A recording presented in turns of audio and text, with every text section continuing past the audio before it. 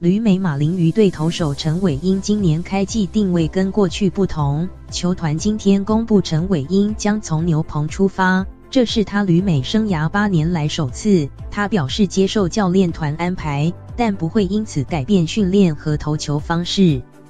陈伟英今年春训状况总计出赛5场，4场先发，投16.1局吞下2败，防御率9.37，表现不算理想。马林鱼队球团今天公布，陈伟英开季将从牛棚出发，但也不排除球季中再回到先发轮值的可能。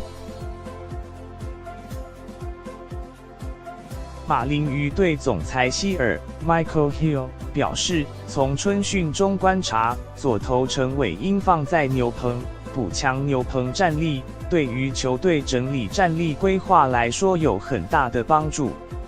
马林鱼队除了确定开幕战先发投手为尤瑞尼亚 Jose Urena 外，还没有正式公布先发投手轮值，史崔利 Dan Straily、罗培兹Pablo Lopez、理查兹 Trevor Richards、艾坎塔拉 Sandy Alcantara 和史密斯 Caleb Smith 都是人选。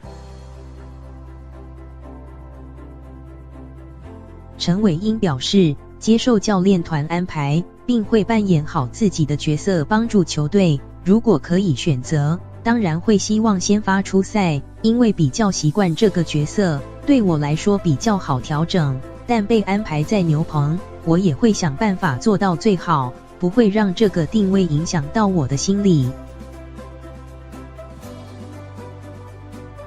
陈伟英也提到，不会因为定位不同而做出什么改变。身为投手，只需要每天照着自己的训练规划，不会因为在牛棚就改变，或者投得更用力。陈伟英去年整季先发出赛26场，战绩6胜12败，防御率4.79，但主客场表现落差大，主场出赛防御率1.62。客场出赛防御率高达9.27，陈伟英今年年薪2000万美元，依然是全队最高。